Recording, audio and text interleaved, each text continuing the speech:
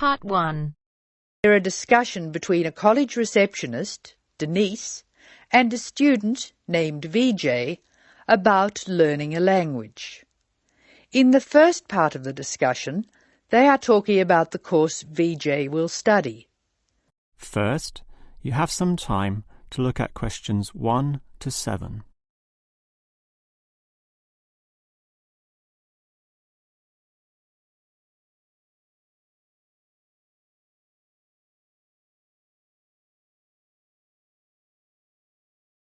Now we shall begin. You should answer the questions as you listen, because you will not hear the recording a second time. Now listen carefully and answer questions 1 to 7. Hello. May I help you? Hello. Is this the right place for me to register to study foreign languages? Yes, it is. May I have your name, please? VJ. My family name is Paresh. VJ Paresh. Okay. Do you have a telephone number? Yeah. 909-2467. Thank you. Now, which language would you like to learn? We offer French, Italian, Cantonese, Mandarin, Spanish, Portuguese. I'd like to learn Spanish, please. Okay. Our classes are conducted in lots of different places. We have classrooms in the city and here in this building. What's this building called? This is Building A. I work near here, so it'd be best to study in Building A. What time do you want to come to lessons? They go on for 3 hours and they start at 10 a.m., 4 p.m., and 6 p.m. I wish I could come to the daytime lessons, but I can't. So 6 p.m, please. That's our most popular time, of course. Have you ever studied Spanish before? No, I haven't. We describe our classes by level and number. Your class is called Elementary 1. Okay. When will classes start? Elementary 1 begins, just a minute. It begins on August 10. Great. Now what else do I have to do? Before you hear the rest of the conversation, you have some time to look at questions 8 to 10.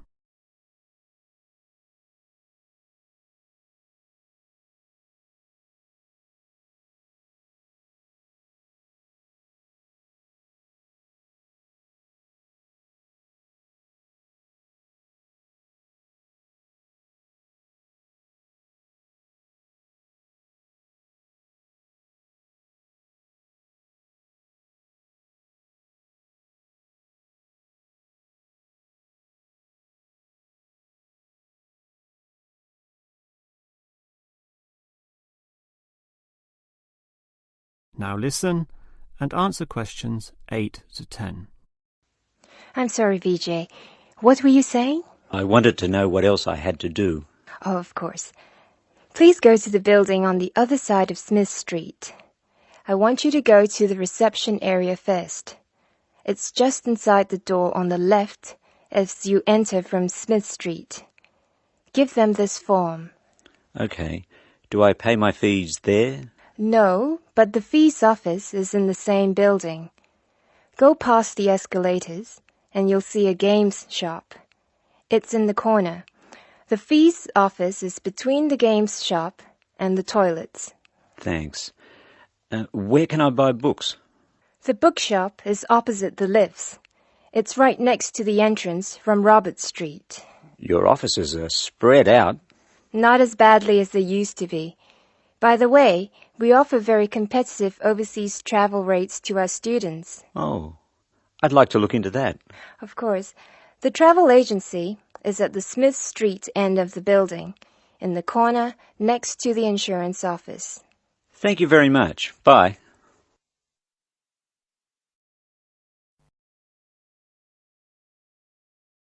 That is the end of Part 1. You now have half a minute to check your answers.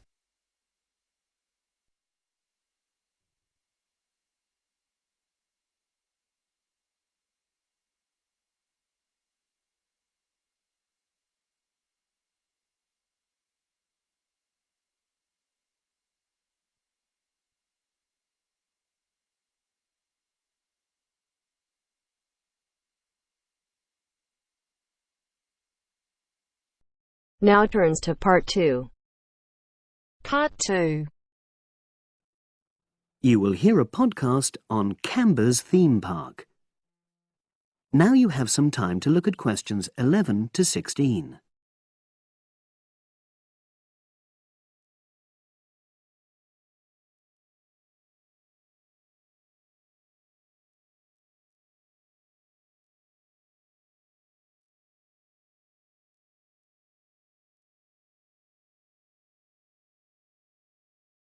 Now listen and answer questions 11 to 16.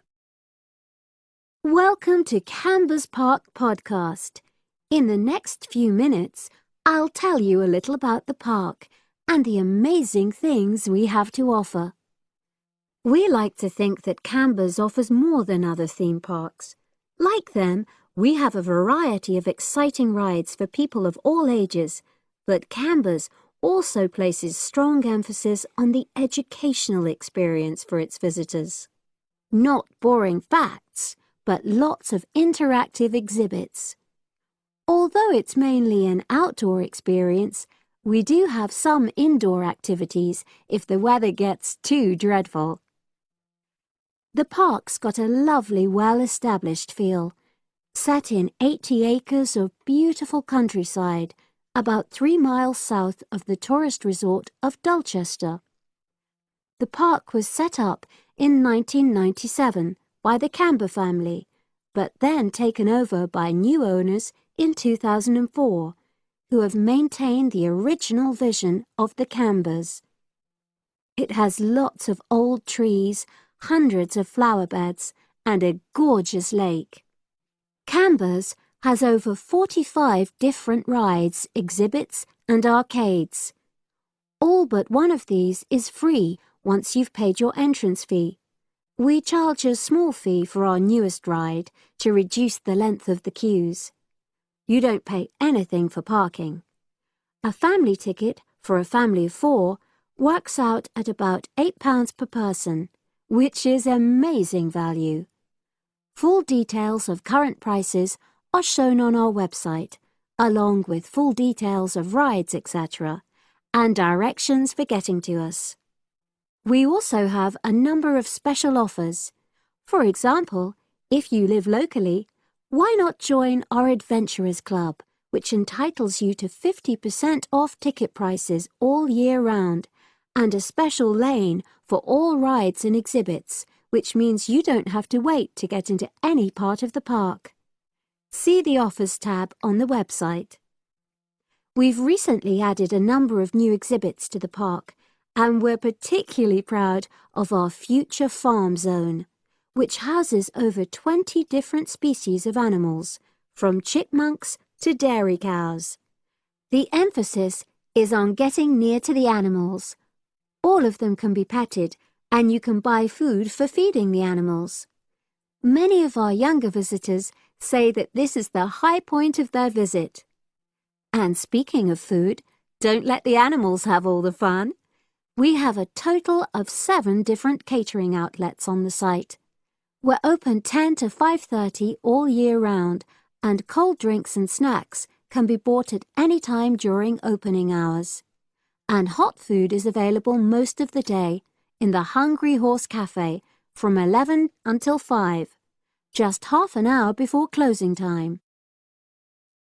Now you have some time to look at questions 17 to 20.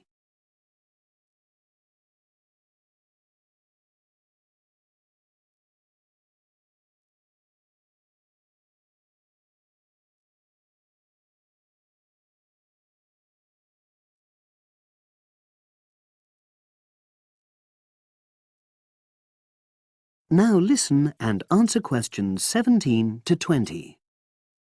Now we want all our visitors to have an exciting time when they come to the park, but our first priority must be safety.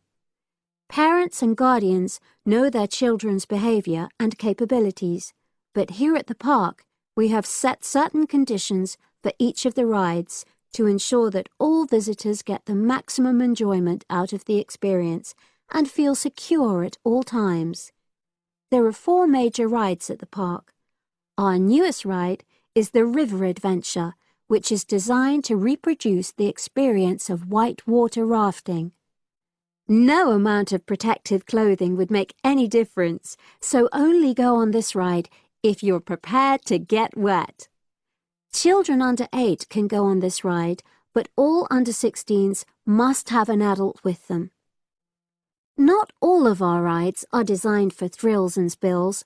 Our Jungle Gym roller coaster is a gentler version of the classic Loop-the-Loop, specially created for whole family enjoyment, from the smallest children to elderly grandparents, suitable for all levels of disability and health conditions.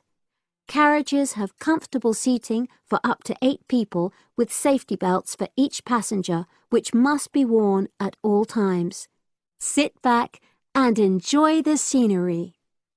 One of the best established and most popular of Canberra's rides is the massive swoop slide. Whiz down the polished vertical slide 9 meters in height and scream to your heart's content. There are no age or height restrictions. Be careful though, you must have on long trousers so you won't get any speed burns. And then there's the famous Zip Go-Kart Stadium with 16 karts, 8 for single drivers and 8 for kids preferring to ride along with mum, dad or carer. Take part in high-speed races in our specially designed Formula One style karts, but no bumping other karts, please. All riders must be above 1.2 meters because they have to be able to reach the pedals, even in the shared karts. Full details of all safety features are available on our website at www.camberspark.com. So come and make a day of it at Canberra's theme park.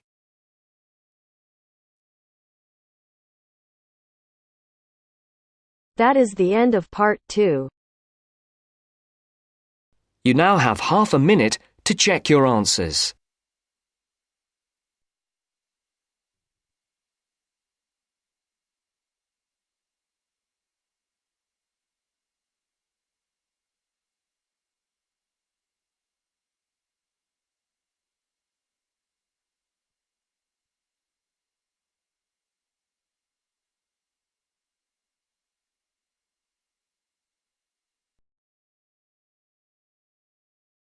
Now turns to part 3.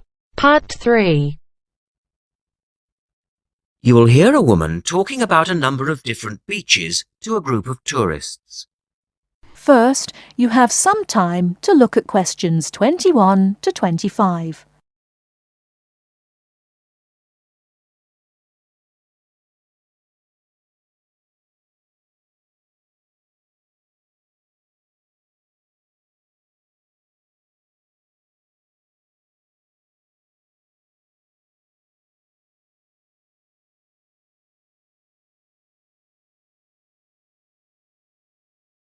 Now listen carefully and answer questions 21 to 25.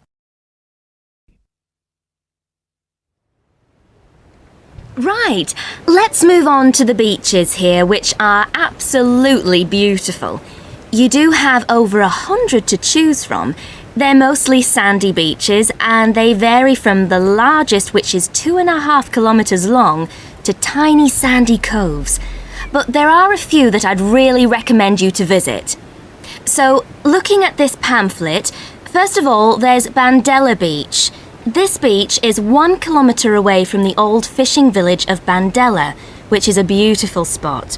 If you park in the car park behind it, there's a small path which leads down to the bay. It's very pretty because the whole beach is backed by pine trees, so it's very sheltered. The beach itself is very clean and the water is shallow and safe. That, together with the soft sand, make it an ideal beach for children and non-swimmers. A little further round the coast, again to the east, in the eastern corner of the island, is the spectacular Da Polata Beach, which is basically a long inlet. The land around this beach is marshland.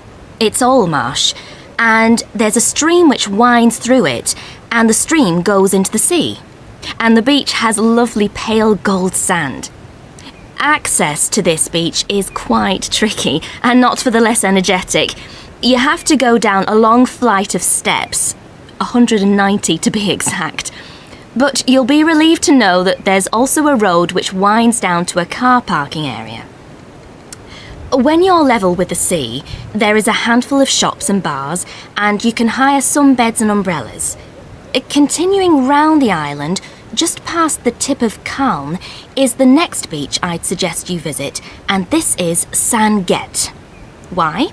Because there isn't a beach longer than this on the island. If you want to know, it's exactly 2.5 kilometres long, and that's a bonus because it means it never gets overcrowded. It has golden sand and clear blue water shelving into the sea. Before you hear the rest of the talk, you have some time to look at questions 26 to 30.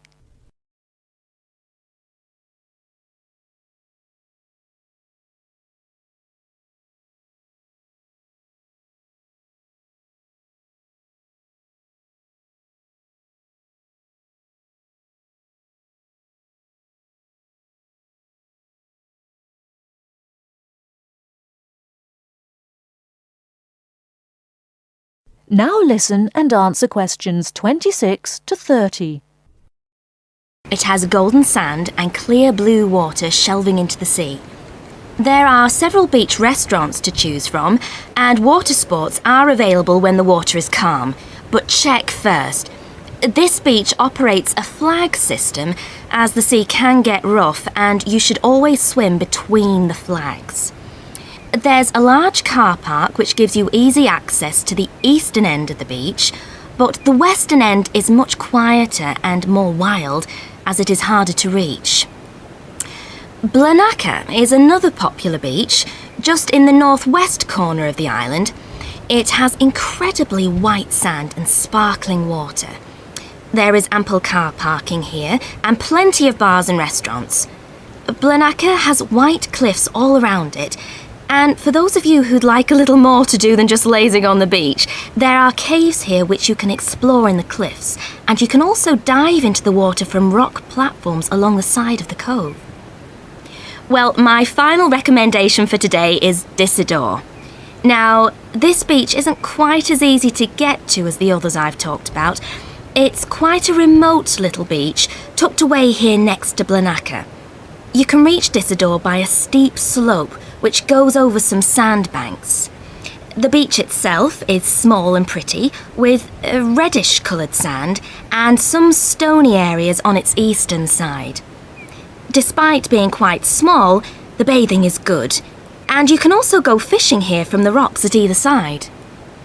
It's a good idea to take some food and drink with you if you decide to go here, as there's only one little bar which isn't always open. So, that should give you plenty of ideas to choose from over the next 2 weeks. And if you have any further questions... That is the end of part 3. You now have half a minute to check your answers.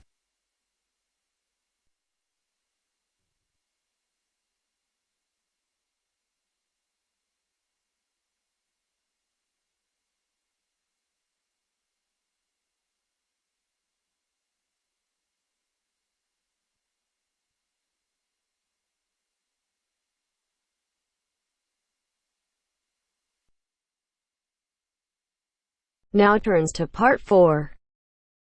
Part 4. You will hear part of a lecture about a place called Cuba Pedy. Listen carefully and answer questions 31 to 36.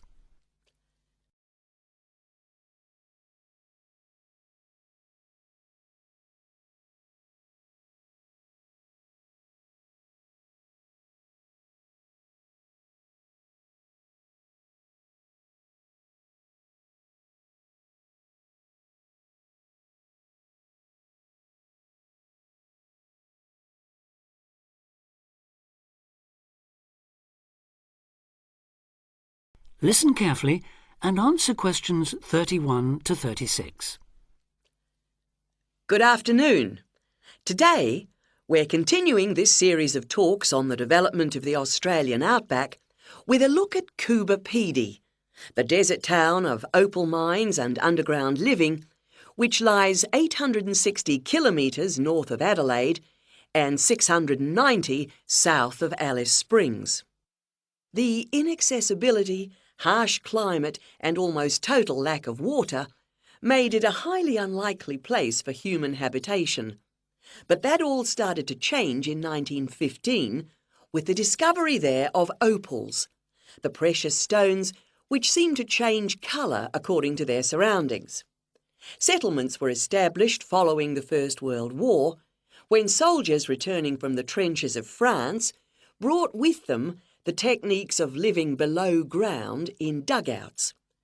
The depression of the 1920s and 30s led to many prospectors leaving, but the town boomed again in the late 1940s when shallow new opal fields were discovered, and immigrants from Europe arrived in large numbers after the Second World War.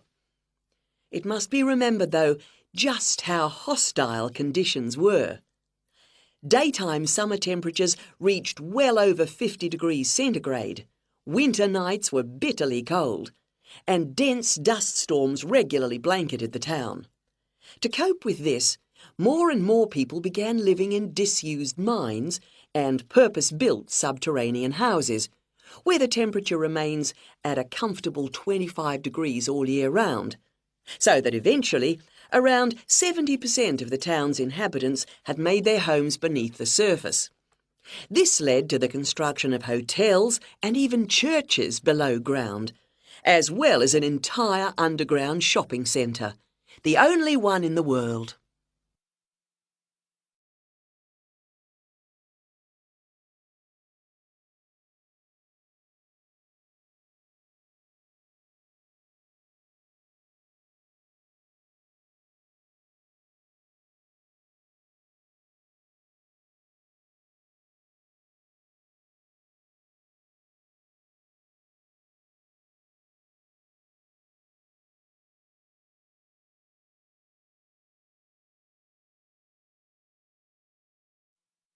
Now answer questions 37 to 40.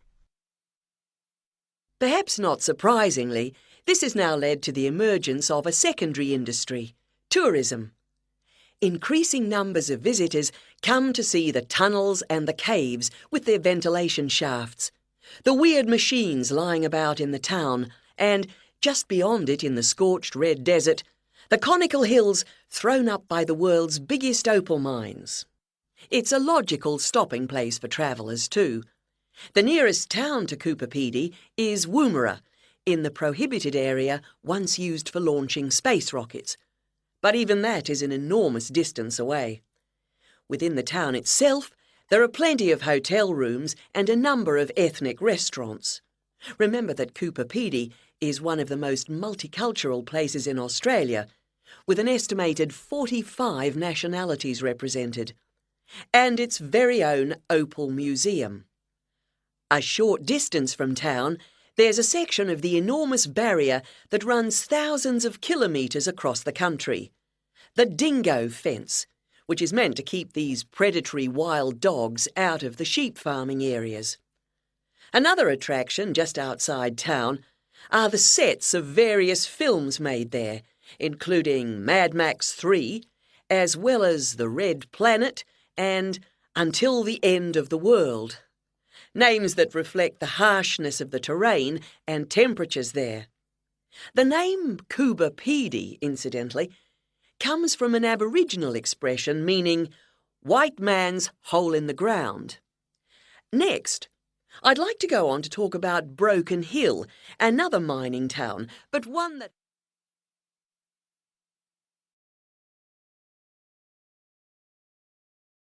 That is the end of part 4.